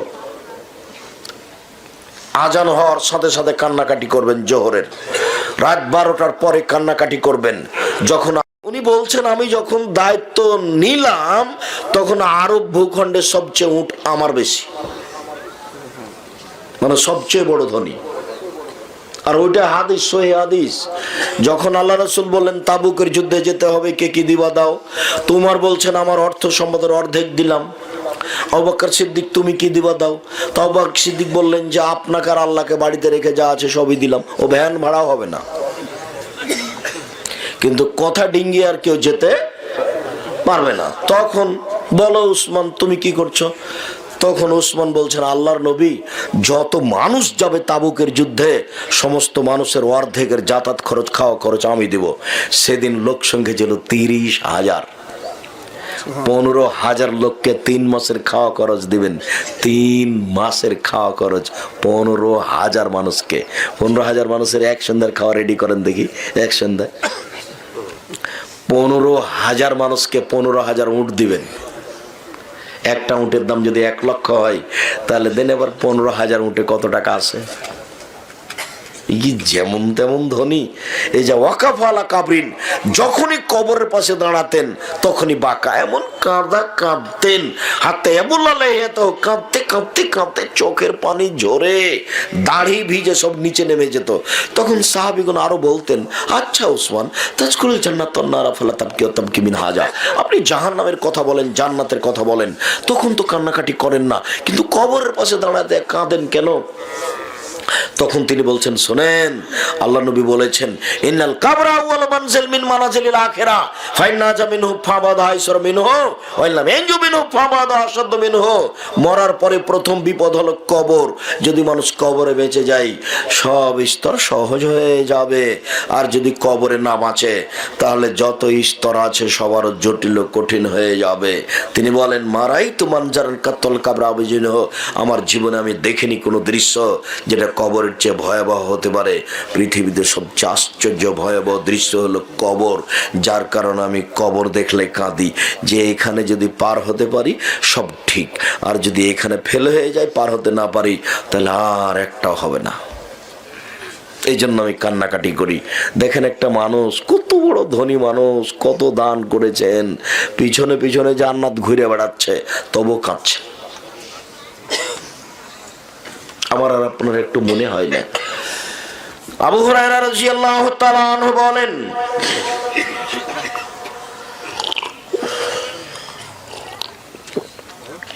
আবু হুরায়রা রাদিয়াল্লাহু তাআলা আনহু বলেন, রাসূল সাল্লাল্লাহু আলাইহি সাল্লাম বলেছেন, লা ইয়ালজার রাজুলুন নারা মাকা মিন খাসিয়াতিল্লাহ হাত্তা ইয়ালজাল লাবানু ফি দারে। আল্লাহর ভয়ে কাঁদে যে তার জাহান্নামে যাওয়া ওইরকমই অসম্ভব। গাভীর বান থেকে দুধ বের করে ভিতরে ঢোকানো যেমন অসম্ভব। বুঝাতে পারিনি? গাভীর বাট ওলান থেকে চাপ দিয়ে দুধ বের করে ভিতরে ঢোকাতে পারবেন? এইটা যেমন অসম্ভব, আল্লাহ নবী বলছেন যে আল্লাহর ভয়ে কাঁদে তার জাহান্নামে যাওয়া তেমনি অসম্ভব, মানে ও জান্নাতে যাবেই। মুআবিয়া ইবনে হাওদা রাদিয়াল্লাহু তাআলা আনহু বলেন, রাসূল সাল্লাল্লাহু আলাইহি সাল্লাম বলেছেন, সালাসাতু উয়ুনিন লা তারাহুমুন নার, 3 শ্রেণীর চক্ষু জাহান্নাম দেখবে না। 3 শ্রেণীর মানুষ জাহান্নামে যাবে না, ওরা জান্নাতে যাবেই যাবে। 1 বাকাত মিন খাশিয়াতিল্লাহ, ওই চক্ষু ওই মানুষ যে আল্লাহর ভয়ে কাঁদে। 2 হারাসাত ফি সাবিলিল্লাহ, ওই চক্ষু ওই মানুষ যে আল্লাহর রাস্তায় পাহারা দেয়। 3 গাজাতান মাহারিমিল্লাহ, ওই চক্ষু ওই মানুষ যে বেগানা নারীকে দেখে চক্ষু নিচু করে, অপর নারীকে দেখে চক্ষু নিচু করে, বেগানা নারীকে দেখে চক্ষু নিচু করে, যে সে জান্নাতে যাবেই যাবে। উবাদা ইবনে সামিত রাদিয়াল্লাহু তাআলা আনহু বলেন, রাসূল সাল্লাল্লাহু আলাইহি সাল্লাম বললেন, ইজমানুল ইসিত্তান মিন আনফুসিকুম আযমুল্লাকুমুল জান্নাহ, পৃথিবীর মানুষ তোমরা 6টা জিনিসের জিম্মেদারি নাও, আমি তোমাদেরকে জান্নাতে নিয়ে যাওয়ার জন্য জিম্মেদারি নিলাম। কিভাবে আমি জান্নাতে নিয়ে যাব সেটা আমার ব্যাপার, তবে তোমরা 6টা কাজ করো। 1 কথা বললে সত্য কথা বলো। 2 ওয়াদা করলে পূর্ণ করো। 3 আমানত রাখা হলে, মসজিদ মাদ্রাসার জনগণের টাকা রাখা হলে সময় তা দিয়ে দাও। 4 জেনায় লিপ্ত হয়েও না, জান্নাতে নিয়ে যাব। 5 হাতকে সংবরণ করে রাখো, দলীয় ক্ষমতা দেখায় না, দলীয় দাপট দেখায় না, নত হয়ে থাকো, মানুষকে মাপ করো, নত হয়ে থাকো। কিভাবে জান্নাতে নিয়ে যেতে হবে সেটা আমার ব্যাপার, কাউকে বলবো না দেখে নেবো বেটাকে, কাউকে বলবো না এই ও কি করতে পারে রে, ওকে হত্যা করে আই দেখবো আমি কোর্ট কাচারি। খবরদার নয়, ক্ষমতা দেখাবেন না, সম্পদের অর্থের দলের ক্ষমতা দেখাবেন না। তার মানে যখনই দাপট দেখাবেন তখনই বুঝে নিতে হবে জাহান্নাম চলে গেছি। তো ঢুকিনি কেন? মরেননি এই জন্য। দাপটের শেষ পরিণাম জাহান্নাম, দাপটের 5 পয়সা দাম নাই। নত হও, নত হয়ে চলো, মানুষের কাছে ছোট হয়ে থাকো, খাটো হয়ে থাকো। কিভাবে জান্নাতে নিয়ে যেতে হবে সেটা আমার ব্যাপার। 6, অপর নারীকে দেখে চক্ষু নিচু করো, বেগানা নারীকে দেখে চক্ষু নিচু করো। কিভাবে জান্নাতে যেতে হবে সেটা আমার ব্যাপার, আমি নিয়ে যাব। এই মেয়ে, তোমাকে বলছি, তোমার মাথায় এখনো কাপড় নেই, তোমার বাপ একজন কাপুরুষ মানুষ, তোমার বাপ জাহান্নামে চলে গেছে, তোমার বাপ দায়ুষ, তোমার লজ্জা থাকা উচিত। মাথায় কাপড় নেই কেন? জাতিকে ধ্বংস করে তুমি নিজেকে শিক্ষা দেখাতে চেয়েছো? তুমি এখান থেকে বাজারে যাও, বগুড়া বাজারে যাও জিনিস কিনতে, কাপড় কিনতে, তোমার বাপ মরেছে, তোমার ভাই মরেছে, তোমার স্বামী কি হারিয়ে গেছে, তুমি কোন শরমে বাজারে যাও কাপড় কিনতে? তোমার লজ্জা থাকা দরকার। আজকে তুমি এখানে তোবা করে যাওয়া, জরুরি প্রয়োজন ছাড়া আমি বাড়ি ত্যাগ করবো না। কই আমাদের তো চলে, আমরা তো একদিনও আমাদের বইরা বাজারে যায় না, তো আমাদের চলে, কোনো সমস্যা নেই। আর আপনি এমন একটা কাপুরুষ যে মোহর দিয়েছেন আপনি আর আপনার স্ত্রী, চোখে মুখে আসকারা মাস্কারা লাগিয়ে রিক্সাওয়ালার উঠে রিক্সাওয়ালাকে ভোগ করতে দিয়েছেন। একটু লজ্জা লাগে না? একটু খারাপ লাগে না? মোহর দেন আপনি আর আসকারা মাস্কারা কিনতে টাকা দেন আপনি, আরও সাজগোজ করে বগুড়াতে হাঁটে আর লোকে দেখে, আপনার খারাপ লাগা দরকার। আমাদের যদি এরকম দৃশ্য একদিন হয়ে যায়, অজ্ঞান হয়ে যাবো। ইন্নালিল্লাহি, এই দৃশ্য সহ্যই করতে পারবো না, এটা অসম্ভব, হতে পারে না। এই মেয়ে শোনো, তোমাকে আর একটা কথা বলছে, এদিকে শোনো। পেটে যখন বাচ্চা আসবে তখন তুমি টিভির সামনে দাঁড়াবা না, আমার কথাটা মনে রাখো তো দেখি। শোনো, পেটে যখন বাচ্চা আসবে তখন কোনো হাটে বাজারে যাবা না, কোনো বেপরদায় চলবে না। কেন জানো? ওইটার প্রতিক্রিয়া তোমার বাচ্চার উপরে পড়বে। রাসূল সাল্লাল্লাহু আলাইহি ওয়াসাল্লাম বলছেন, কোন পাপী মানুষ যখন মারা যায় তাড়াতাড়ি কবর দাও, তাড়াতাড়ি কবর দাও, তাড়াতাড়ি কবর দাও। কেন? তার খারাপ প্রতিক্রিয়া গাছের উপরে পড়বে, গ্রামের উপরে পড়বে, মানুষের উপরে পড়বে, পশু প্রাণীর উপরে পড়বে। অতএব এই তুমি যে টিভি দেখছো ল্যাংটা মেয়ে, তুমি যে বাজারে চলে যাচ্ছ পেটে বাচ্চা আছে, যত খারাপ দৃশ্য আছে সব তোমার বাচ্চার উপরে পড়বে। বাচ্চা প্রসব হয়ে যখন বাচ্চা হাঁটতে শিখবে তখন তোমাকে হত্যা করতে চাইবে এই বাচ্চা, তোমাকেই, তোমাকে মায়ের থেকে তোমার সাথে জেনা করতে চাইবে এই বাচ্চা। আস্তাগফিরুল্লাহ ওয়া আতুবু ইলাইহি। এই কথা মুহাম্মদ সাল্লাল্লাহু আলাইহি ওয়াসাল্লাম বলেছেন। আমার উম্মত ওই ইহুদি খ্রিস্টানের সাথে মিলতে মিলতে মিলতে এমন ভাবে ইহুদি খ্রিস্টানের সাথে মিলে যাবে, ইহুদি খ্রিস্টানের যদি কেউ মায়ের সাথে জেনা করে থাকে, আমার উম্মতের লোক মায়ের সাথে কি করবে? জেনা করবে।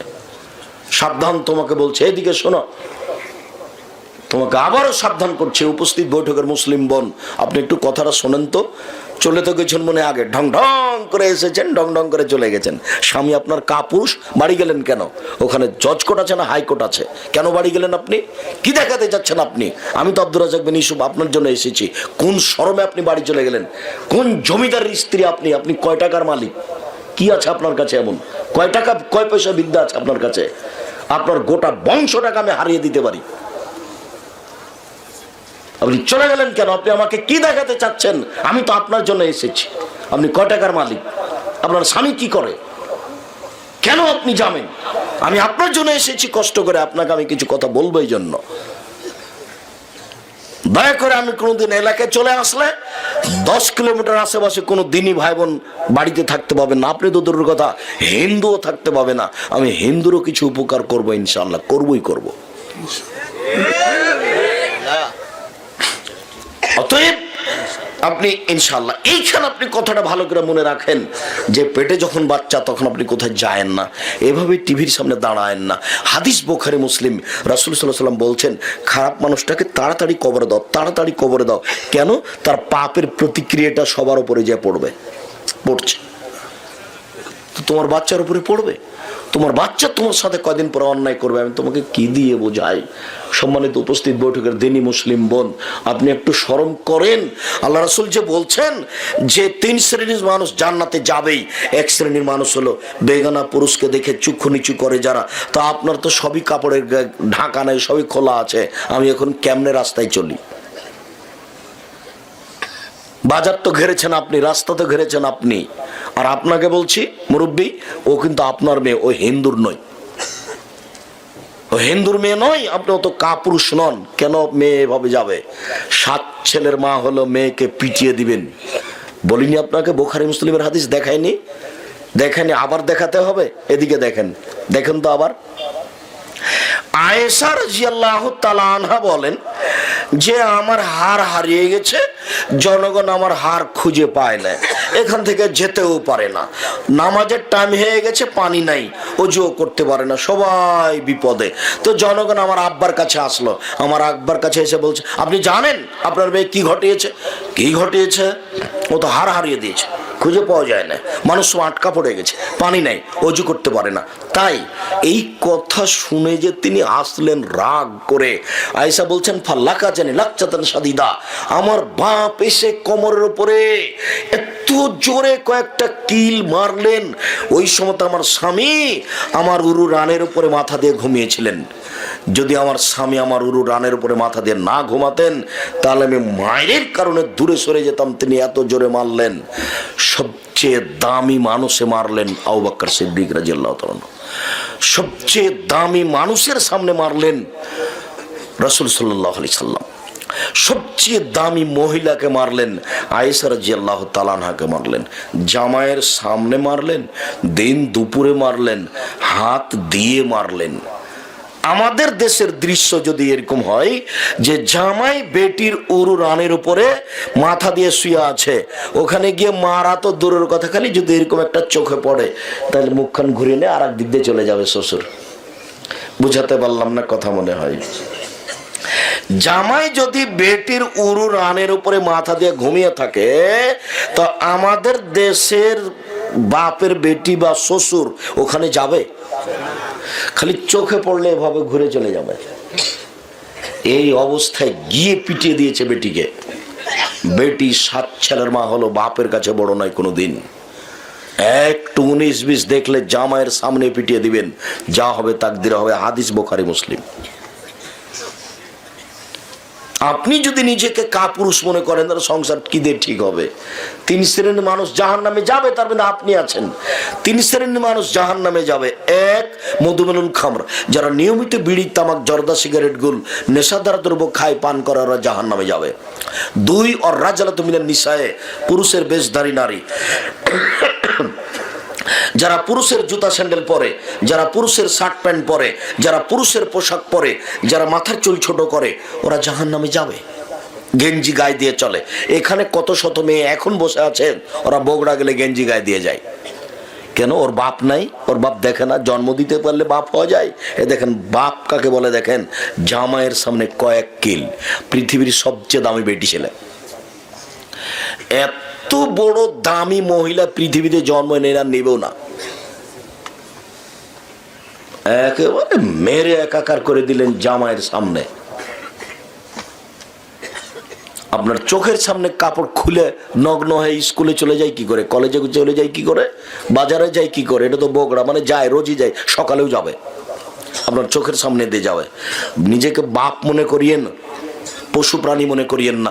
বুঝেও বোঝে না ওরা, অন্তর আছে বোঝে না, দেখেও দেখে না ওরা, চক্ষু আছে দেখে না, শুনেও শোনে না ওরা, কান আছে শুনে না। উলায়েকা কালানাম, তারা পশু প্রাণীর মতো, তারা গরু ছাগলের মতো, তারা কুকুর শ্রীগালের মতো, বাল হজাল, বরং তার চেয়ে খারাপ। নিজেকে যেন কুকুর শ্রীগালের চেয়ে খারাপ মনে করিয়েন না। কঠোর হতে শিখেন। আপনি বাপ, আপনার বাড়িতেও থাকে খায়, আপনি কঠোর হবেন না কেন? তো আশ্চর্য কথা হতে হবে, নইলে আপনি জান্নাতে যাবেন না। দায়ুস, 3 দায়ুস। দায়ুস কে?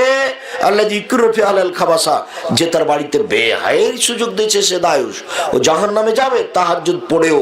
এই কথা মুহাম্মদ সাল্লাল্লাহু আলাইহি ওয়াসাল্লাম বলেন। আপনি আমার দিনী ভাই, আপনাকে অনেক ভালোবাসি। দেখেন, পরিবারের কারণে পরকাল হারায়েন না। এই মেয়ে শোনো, তোমাকে বলি, দেখো তোমার কারণে তোমার বাপ জাহান্নামে যাবে, এটা তোমার জন্য ঠিক নয়। এই মেয়ে শোনো, তোমার কারণে তোমার স্বামী জাহান্নামে যাবে, এটা তোমার জন্য ঠিক নয়। উপস্থিত বৈঠকের মুসলিম বোন শোনেন, আপনাকে অনুরোধ করে বলছি, আপনাকে অনেক ভালোবাসি, আপনি আমাদের দিনী বোন। দেখেন, আপনার কারণে আপনার স্বামী, আপনার বাপ জাহান্নামে চলে যাবে, এটা আপনার ঠিক নয়। আজ থেকে আপনি সিদ্ধান্ত পরিবর্তন করেন, পর্দা করেন, যাবেন না বাজারে। যাব না। আব্দুর রাজ্জাক সাহেবের চলে, আমাদের চলে না। আমাদের সংসার 30 বছর চলছে, 90 সাল, প্রায় 30 বছর, কোনোদিন আমাদের বাজারে যাওয়া লাগে না। আমি 18 বছর থেকে নওদাপাড়াতে আছি। নওদাপাড়ার কোনো চাওয়ালা আমাকে জানে না যে আব্দুর রাজ্জাক সাহেব কোনটা, হয়তো বা নামে শুনেছে। 18 বছরে তো আমি কোনোদিন চায়ের স্টলে বসিনি। 19 বছর থেকে কোনো সমস্যা তো আমার হয় না।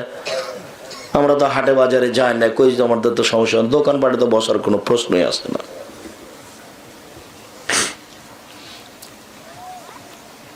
তো আমরা তো মানুষ, আমরা তো এখানে করে খাই, মরে যায় না। তা আপনার কেন চলে না? আপনারও চলবে।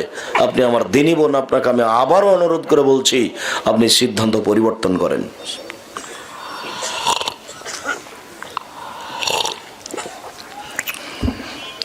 রাসূল সাল্লাল্লাহু আলাইহি ওয়াসাল্লাম বলেন, লাইসা শাইউন আহাব্বা ইলাল্লাহি মিন কাতরাতাইনি ওয়া সারাইনি, 2টি বিন্দু ফোঁটা আল্লাহর কাছে যত প্রিয়, কোনো জিনিস আল্লাহর কাছে তত প্রিয় নয়। 2টি চিহ্ন আল্লাহর কাছে যত প্রিয়, কোনো জিনিস আল্লাহর কাছে তত প্রিয় নয়। 1, কাতরাতু দামাইন মিন খাশিয়াতিল্লাহ, আল্লাহর ভয়ে 1 ফোঁটা চোখের পানি। আল্লাহর কাছে আল্লাহর ভয়ে 1 ফোঁটা চোখের পানি আল্লাহর কাছে যত প্রিয়, কোটি টাকা দান আল্লাহর কাছে তত প্রিয় নয়। আল্লাহর ভয়ে 1 ফোঁটা চোখের পানি যত প্রিয়, 4 লক্ষ টাকা খরচ করে হজ করা কাজটি আল্লাহর কাছে তত প্রিয় নয়। কত দামি ইবাদত সিয়াম, ইবাদতের জগতে সবচেয়ে দামি ইবাদত রোজা। রোজা করা কাজটি আল্লাহর কাছে যত প্রিয়, আল্লাহর ভয়ে 1 ফোঁটা চোখের পানি তার চেয়ে অনেক অনেক অনেক বেশি প্রিয়। 2, কাতরাতু দামিন ফি সাবিলিল্লাহ তুহরাকু ফি সাবিলিল্লাহ, 1 ফোঁটা রক্ত আল্লাহর রাস্তায়। 3, আল্লাহর রাস্তায় কেটে যাওয়া ফেটে যাওয়া শরীরের দাগ। 4, ইবাদত করতে করতে কপালের দাগ, পায়ের টাকনুর দাগ, তাসবিহ তাহলিল করতে করতে করতে পায়ের নিচে দাগ হয়ে গেছে। এই চিহ্ন, এই দাগ সবচেয়ে প্রিয় আল্লাহর কাছে। 4টা জিনিস আল্লাহর কাছে সবচেয়ে বেশি প্রিয়। 1 নম্বরে যেটা আছে সেটা সহজ, 1 ফোঁটা চোখের পানি। 2, এটা কঠিন, এটা যুদ্ধে। 3, এটা যুদ্ধ করে কেটে যাওয়া ফেটে যাওয়া দাগ। 4, এটাও সহজ নয়, এটা বসে তাসবিহ তাহলিল করছি পায়ে দাগ চিহ্ন হয়ে গেছে, সিজদায় থেকেই যায়, কপালে দাগ হয়ে গেছে।